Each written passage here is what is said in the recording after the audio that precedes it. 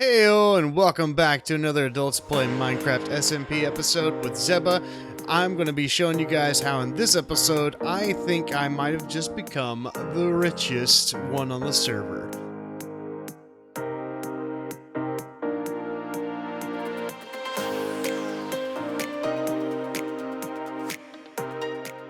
You guys may recall just a few weeks ago we did a live stream, and in that live stream we did a lot of cave exploring down below my base, and this is part of what we discovered. There was a triple spawner right here in this area, but also over here we've got a zombie spawner. Ooh, beautiful. Which is awesome. What do you want to turn that into? And then here's another zombie spawner too. So we've got two zombie spawners. I think they might be close That's enough. What I was just about to check. It's like, where does this one start working? Right here. Yeah. Close enough? Yep. Oh wow, you can make a double spawner. Yep. And they're on the same level. I know, it's never happens. Perfect. It's perfect. So I was pretty stoked about this. I was excited to find these anyway when I thought I was over by spawn. And I was like, oh man, it's way over here by spawn. I'm never gonna hang out over here. But then when I came down here earlier, I was like, sweet, it's right underneath my base. Never mind about that. So we've got this double spawner here, and we're going to be building out this way just to see how far away I can get and keep both of them lit. Because they're actually both on the same x-axis, or that y-axis. No, it's x-axis. Yeah, so we're pretty excited about that. Let's clear all this out and see what we got. During this short time lapse, I want to say a special thank you to RevMC and his wife, Kylie Dale, for working so hard to get the server back up and running from the Microsoft authentication errors we've been having. Rev and Kylie are the best server hosts I've ever known. Thank you guys, and I'm so excited to be back in action with the other Adults Play Minecraft members. Alright, digging all this out, and I had to really go find my other pickaxe that had a higher efficiency on it and silk touch. All this stone just needs to be kept as stone. And so this is going a whole lot smoother now that I have efficiency 4 on this one instead of efficiency 2. Man, it was just treachery getting through all that. Okay, so we've been working some spots out where we need to stand, and you guys are going to love this. So there was the second one. It reaches all the way across there. But I forgot I'd actually discovered a third spawner. And they're all zombie spawners, which is perfectly fine. So we'll just pour all of these guys in and make some drowns out of these guys. It's going to be so good, so good. So either of these two spots will light up all three. Anything off by one shuts one of them off. And so luckily we're positioned to have a perfect little area here. This is going to be great, guys. It's going to be so good. Check this out. So we've got all these dug out pretty good. Got to clean up that mess. We'll do that whenever we get the water. Oh, I need to fill that in over there. Forgot about you somehow. Oh no.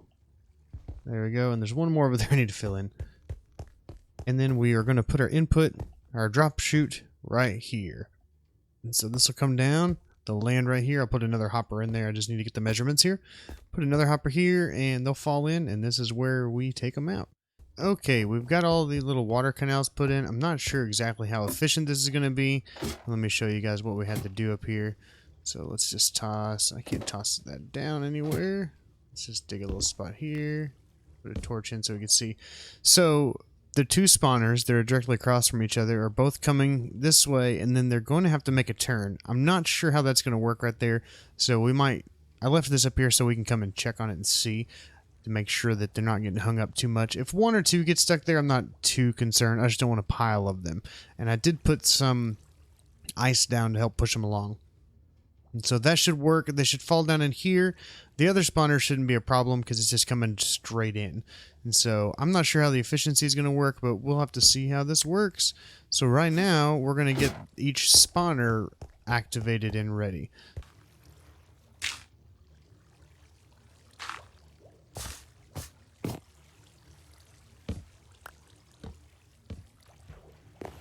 There we go. And oh, one way over there.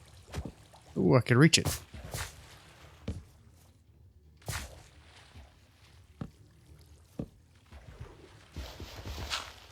Oh, I forgot we probably do need a slab on top. Okay, I apologize beforehand for how loud this is going to be. But as you can see, this thing is working super efficiently. There's so many mobs in here. I've only been here a few minutes, so let's clear all these guys out.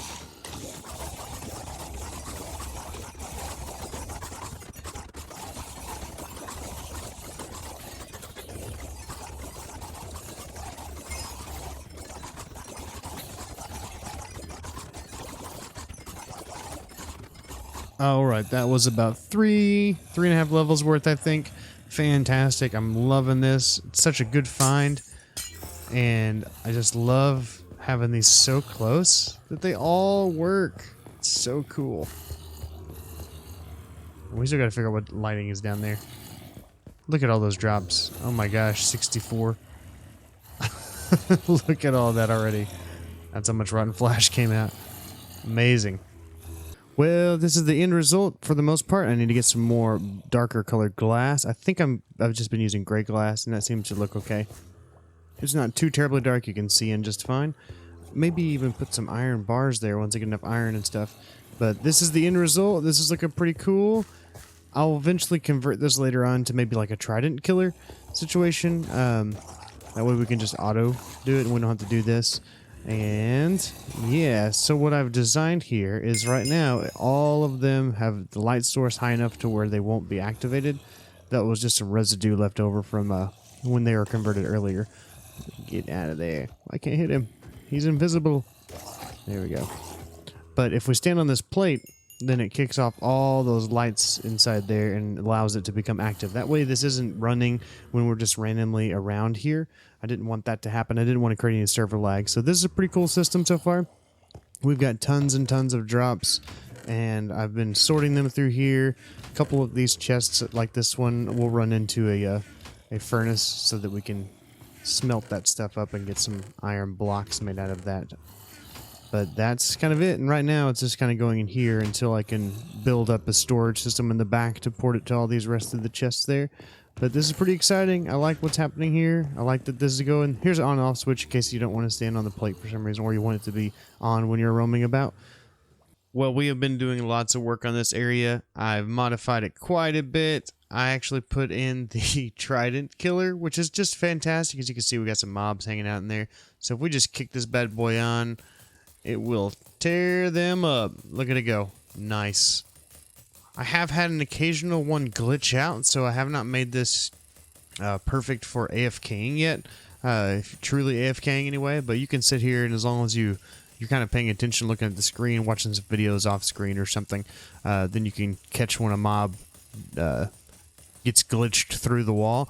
I actually just recently double blocked this wall over here, hoping that maybe they won't get pushed through, and I might add some yeah, you can see it kind of falls through there. I might add some maybe just fences or something up here on the inside, and that'll keep them back on that like back piston there. I'm just afraid it might get kind of blocked up over there as well. But yep, as long as you're standing here, all three of these mob spawners, the one way over there, are active, and the mobs just come flying in. And you can also gather up the experience. Sometimes you have to move over just a little bit to catch all the experience. Well, we have completely renovated this area again, working on it anyway in the process, and I can't decide what I'm wanting to do with all of this storage. And what I think I want to do is everything that comes from these guys, just send it right over here and build a mass storage system right over here in this area. We are just in the shopping district here at the Glass Tavern doing a little bit of shopping. I'm going to need some leather. So that's 1, 2, 3, 4. And we'll toss one more in here like that. Now let's disperse these as they were before. Makes it look nice. And let's just go ahead and use all this here. 1, 2, 3, 4. There you go, Korgi. Let's just have a look-see and what else we could purchase here. Looks like we got some potions. So what do we got? Ooh, arrows of weakness. Zombie cure arrows. Nice. And that's cool. Zombie cure splash. Nice.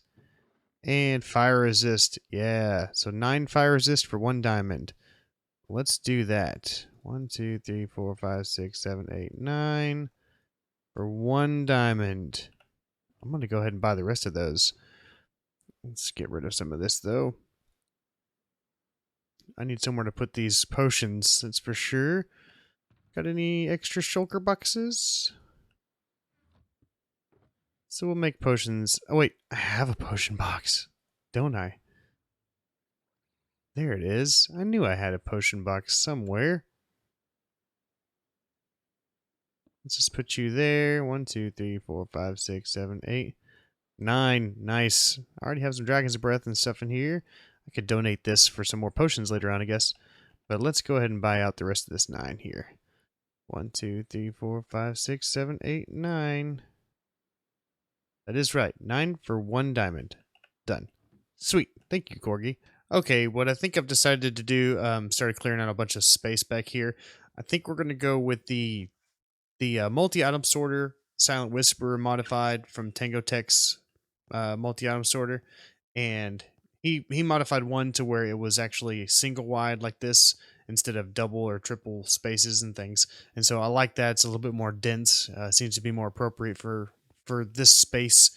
And also, I think I'm just going to end up running some of these hoppers all the way over to the input. I think that's what I've decided to do. It may be a bit of a mess, but we'll figure it out. Things have been slowly coming together here at the storage facilities. Man, these things take forever to organize and to fill up. So I've got all of my stone stuff here and then my modified stone stuff. So basically this is what most often we would find, and then this is going to be what we can craft them into for the most part. Then we've got in the middle, I've tried to make it as about even as possible with like what type of item can be crafted. This is going to be out of wood items though, and then it's going to be the raw wood. And then I think for over here, we're just going to be doing lots of the this stuff that's going to come from this particular farm over here. So what we've also been working on over here is my own little sorting system design. So we can sort stackable items, nautilus shells, that's what I was trying to think of. We can sort rotten flesh and nautilus shells, things that stack up to 16 or 64. But for all of these things, like the tridents, I want to keep separated, and the armors and things, I want to separate. And as you can see, there are no gold armor, and there's no chainmail. And, oh, there's still a shovel here, so we'll toss that guy out. So what I've got going on here is the sorting system that will come off of this will individually sort non-stackable items into a big row of chests. So I'll come over here like this, and everything that's non-stackable, right now I just toss it down in these, and then comes over here, gets tossed up an item elevator, and gets smelted into, most likely here, into iron nuggets or gold nuggets. And so that's what these are doing. And I think I've got enough. Yeah, I'll have to put some more kelp in there later on. And I'm not sure where I want to go yet. If I want to go all the way to the storage system with these ingots, or if I want, or nuggets, or if I want to turn them into ingots and send them on that way. Not entirely sure of that, but we will figure it out. So what I'm eventually going to do is have a dial, and we can use, whoops, I don't want to toss that down there. We can actually use a item frame to determine the signal strength of something, and I can have some hoppers with sticky pistons that move back and forth, and if we are going to be pulling all of the tridents out, then I click it on a certain button that will pull it, and it'll sort the tridents into the proper spot once I toss them out of this chest. Look at this beautiful organization area. I love it so far. I still need to fill in a lot of gaps in here, but right now we've got everything kind of working as intended. All right. I am super excited about what's going on here. So we've got our mob farm here. I've been doing a little bit of decorating, and I don't like this, but I'm not entirely sure what to do with it yet, so we'll have to figure that out in a little while. So I covered up all this back area back here that had been driving me crazy. I got a couple things here where I can turn those hoppers off, so I can just check and make sure that the drops are being brought through correctly before they get sent down to the storage area. So what we do when we're collecting mobs in here and drops and everything, we can come down here And this is going to sort all of the unstackables, the non-stackable items, such as, there's nothing in there now, but tridents, armors, and those kinds of things. So the plan is, I've got hoppers underneath here. I'm going to create a dial system using some redstone and these, what are these called? Item frames. And so it'll take an input signal out of that. I don't have it rigged up yet, but it'll pull that input signal out depending on where it's pointing, and it will move or unlock certain hoppers underneath this area. Looks like we figured all this out, so this is how it works. Right now, anything that is being tossed down here gets sent to the smelting place. So let's find a couple things like chainmail, more chainmail. So there should be 3 items get sent over here. Give it a second. 2, 3. There's 3, so we should see them pop up in here. There's 1. Oh, I don't see anything in there yet. Must have all gone to this one. 1, 2, 3. Yep, that's fine. It doesn't really matter which ones they go to. So that's there. There's 3. Now, let's say we want to actually sort tridents. So let's double check how many tridents are down in here, and I'll show you all the circuitry in just a minute. So right now, we're going to use this as a placeholder. So we got 1 full row left, so we can have 9 tridents tossed in there to fill up that last row. And we've got 1, 2, 3, 4, 5, 6, 7, 8, and 9 tridents. Oops, excuse me. There we go. 9 tridents all sorted through there. And one more test, and this is for anything that needs to be dumped out. We're going to use the bucket a little sideways like that. Dumped out. So let's say we want this leather. Let's do 1, 2, 3, 4 leather.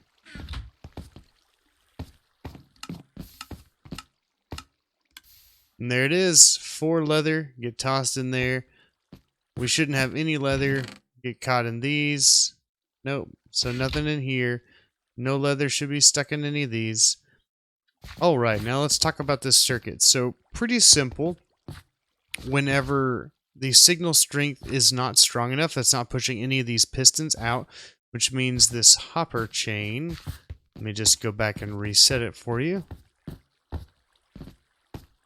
This hopper chain right here, that's set to basically like no output, maybe 1 output, I think. I can't really tell. It's kind of hard to see there, but not enough. So that's holding back these pistons. So everything coming down into these 4, 1, 2, 3, 4, is just getting channeled straight on through, going all the way over to our dropper that drops it into the smelting area, into the furnaces. So when we get a signal strength powerful enough to come down here, it's coming into this comparator. Now this comparator is firing. Once it gets a signal strength strong enough, it'll fire into that block and it'll push that first piston out. Like this. So we'll go all the way over here. You can hear it fire. And it's go ahead and reading this. Hey, there's 1 signal strength enough to push that piston out, which means everything that comes through these hoppers gets sucked into this one first and pushed straight into this one. Technically, I don't think I need this facing sideways anymore, but it's not a big deal. I might leave it like that. Now, this was the tricky part. To try to find a way to where this piston that's controlling this hopper actually powers off when this one powers on. And we can simply do that by using repeaters and lock functions, or not repeaters, lock functions, comparators. And so what's happening is this signal strength is now long enough to complete this chain. And because I have this guy here, he's pushing a signal strength strong enough into this one that it's saying this strength is stronger than this, which means this can't go. And so it basically turns that one off. And so it moves this piston back and fires this piston only. Because before, this one was staying fired, and we were getting all kinds of weird things happening momentarily through that. And so now, we're just pushing that piston forward, and it's catching anything coming through these hoppers and dropping it down into our dropper here and spitting it into the lava to be destroyed. That way we can just start mass getting rid of all this trash leather. So we can do all this, and you can hear it being tossed in there and cleared out of our inventory. Don't have to worry about that anymore. I'm going to leave some of these in there just for grins. But that's how the system needs to work, so we need to be patient about this. We can't just go flicking stuff right now and try to change it up. We should probably wait till it's all done. That wasn't too long. But that's how that works. And very simply, in case you haven't done the dropper clocks before, this comparator is just reading a signal anytime there's something in that dropper over there. Can't see it very well. It pulls it through that block. It'll read it through that block. And so it'll say, hey, there's something in here. So it's going to kick around. It's going to start a little clock. And this guy is just firing off enough to make that dropper tick and shoot out items. Same thing I have going on over there. It's right underneath here to go to this item elevator to where we can smelt our things here. And that's how this system's working. So I love it. It's working really well so far. So again, we got to make sure we remember what we're on. So we're on the trash items. So let's dump all of our leather. Like so. Now we should be good. All that leather gets tossed in there. I don't want it in my inventory either. Get out of my inventory there. And we can give it a second. Now we can go ahead and probably sort through all of our smelting items. So we want to smelt all the gold armor, and we want to smelt any... Whoops, not that one. So that one will probably get stuck. We'll have to go fix it. But we do want to smelt through our iron items like that. So anytime we do have an issue with this, we can just come over here pretty simply and grab it out of there. And there we go. It'll just get stuck. It won't do anything anyway. So we'll have to check that every now and again. That's why we need to have easy access. And that's it, guys. That's why I think I might be the richest one on the server. All this gold and tons of iron coming from this. It really helped me complete the projects by gaining up so much iron and smelting it down. So this has been awesome. If you liked this video, please give it a thumbs up. Consider subscribing to my channel. Make sure you guys check out all the other Adults Play Minecraft SMP members. We also have a Discord, so please check out the links that are all popping up everywhere and down in the description. You guys have a fantastic day. Thank you guys for watching so much. Take care and have a good one.